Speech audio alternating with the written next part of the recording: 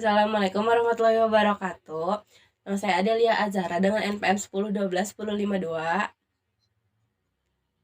Nama saya Ulfa Ibtisama dengan NPM 101211028. Kami akan menjelaskan tentang dasar manajemen keuangan untuk kebutuhan evaluasi tengah semester manajemen keuangan.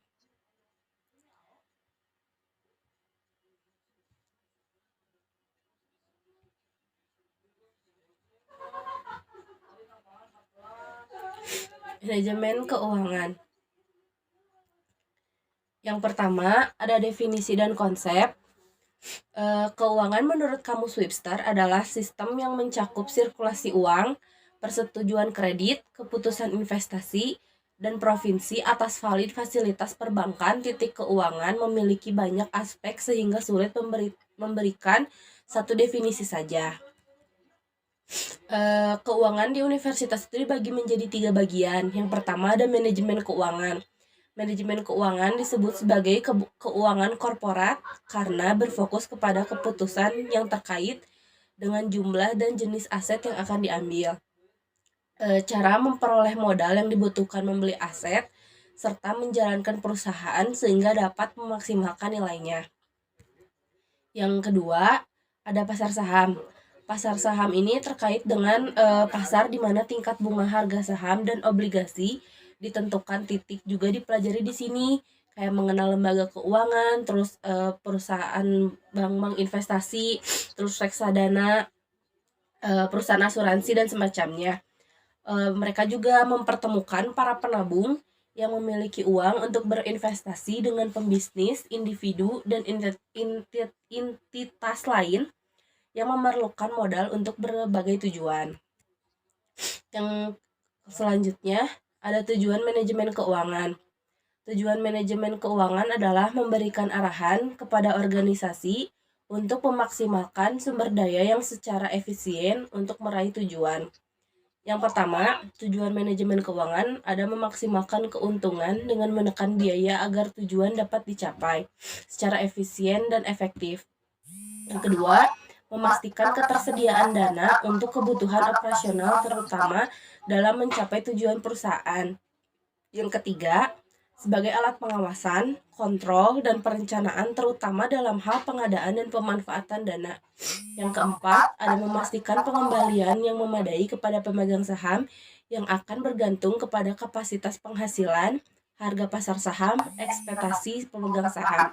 Yang kelima, memastikan keamanan dalam berinvestasi dan memanfaatkan aset yang ada. Selanjutnya ada ruang lingkup manajemen keuangan akan dijelaskan oleh Ulfa. Ruang lingkup manajemen keuangan. Yang pertama, ada financial decision. Financial decision atau keputusan finansial adalah keputusan yang berhubungan dengan pengelolaan dan peningkatan keuangan yang bersumber dari berbagai modal.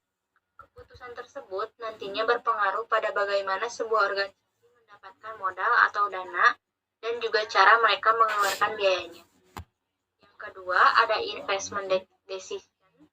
Keputusan investasi berhubungan dengan bagaimana perusahaan atau organisasi memanfaatkan aset yang ada untuk mencapai tujuan.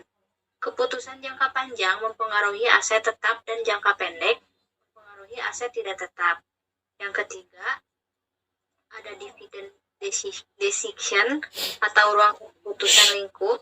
Dividen yaitu meliputi keputusan pembagian keuntungan kepada masing-masing pemegang saham perusahaan. Selain itu, keputusan tersebut mempengaruhi proporsi dana yang akan disimpan untuk melakukan ekspansi dan diverifikasi perusahaan. Selanjutnya, bentuk organisasi bisnis. Yang pertama, ada perseorangan, yaitu suatu usaha yang dimiliki oleh satu orang memasuki dunia bisnis melalui perusahaan perseorangan merupakan hal yang mudah. Seseorang mulai menjalankan bisnis perusahaan perorangan memiliki 3 keunggulan penting. 1. Dapat dibentuk dengan mudah dan murah. Yang kedua, tidak terlalu diatur oleh peraturan pemerintah. Dan yang ketiga, pajak penghasilan yang lebih rendah daripada perseroan terbatas. Etika kesepakatan hukum di antara dua atau lebih orang yang memutuskan untuk melakukan usaha bersama, persekutuan dan perusahaan perseorangan memiliki keamanan dalam hal bahwa keduanya dapat diberikan dengan relatif mudah dan murah. Selain itu, keuntungan mudah dan murah